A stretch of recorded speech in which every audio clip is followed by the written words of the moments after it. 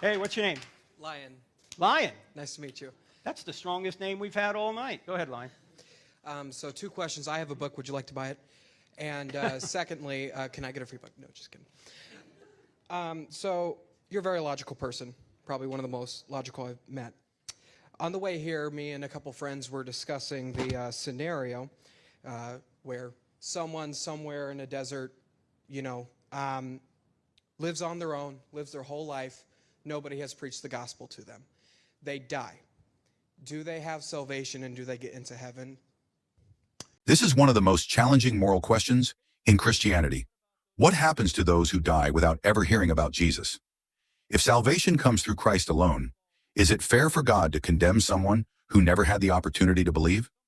In this Q&A session, a student named Lion asked Frank Turek tough questions about God's justice and the fate of the unreached. He also raises a deeply personal question. What about infants and young children who die before ever knowing Christ? These are weighty moral concerns that many people wrestle with. If God is truly just, wouldn't he make a way for everyone to have a fair chance at salvation? And if young children die, do they automatically go to heaven? Stay tuned as we unpack these difficult but important theological issues and explore how God's justice and mercy work together. You're basically asking, what about those that have never heard? And I have a slide for that, but it's way over there. Okay? First of all, this is a moral question. Right, Lion? Yes. Because if someone were to say, no, they don't go to heaven, then we would say, God, you're immoral. Right. Is God immoral if he knows that somebody is not going to accept the gospel if he never tells them the gospel? It's a great question. I would say no. Right, I agree. See, God knows who's going to believe and who doesn't. And in Acts 17, Paul says that God has appointed the times and places where people should live so that some would reach out to him and find him, though he's not far from any one of us. In other words, it seems to say that God has oriented the world in such a way that those who hear the gospel, some of them will believe. It could be that people who never hear the gospel wouldn't have believed it anyway, right? Right.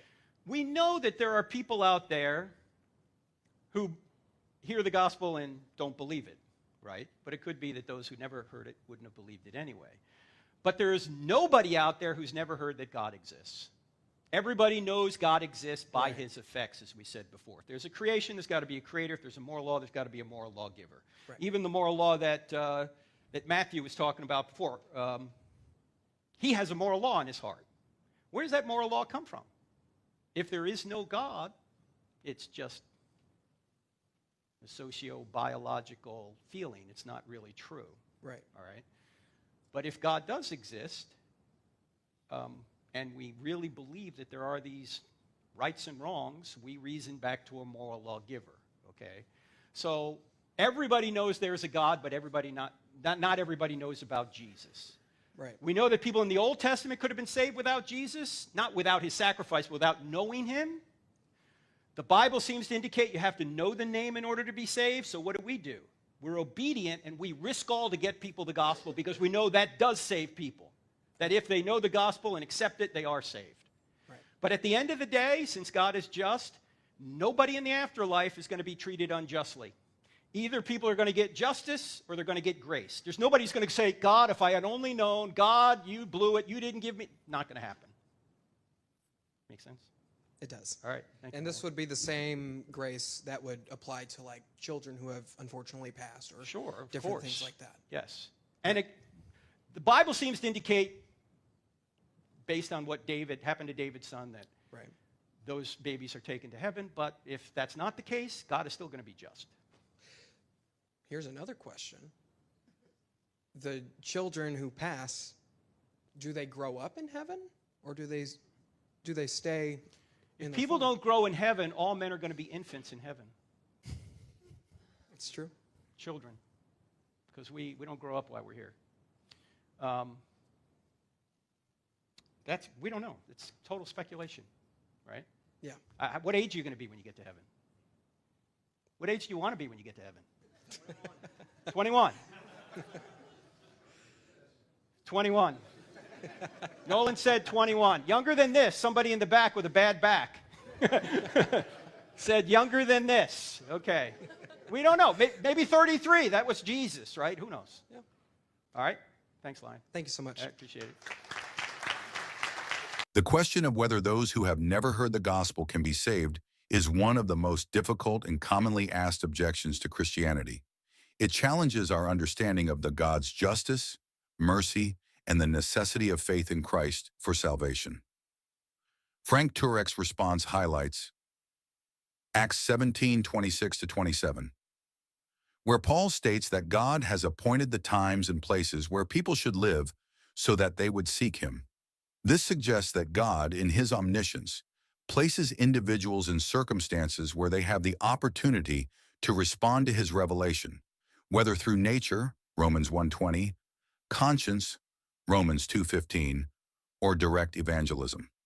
Some theologians argue that those who never hear the gospel may be judged based on how they respond to God's general revelation. Dr. William Lane Craig, in Reasonable Faith, suggests that God ensures that all who would respond to him positively will have access to the truth. If someone is genuinely seeking God, God will make a way for them to find him. Lion's second question about infants who die young is deeply emotional. David's statement in 2 Samuel 12:23, after his infant son dies, suggests that he believed the child was with God. I will go to him, but he will not return to me. Many theologians, including Charles Spurgeon, argue that infants and young children who die are covered by God's grace. Ultimately, while we may not have every answer, we can trust that God is both just and merciful. As C.S. Lewis notes in Mere Christianity, God does not judge us by what we do not know, but by what we do with what we know. For more in-depth study, check out the recommended books in the description.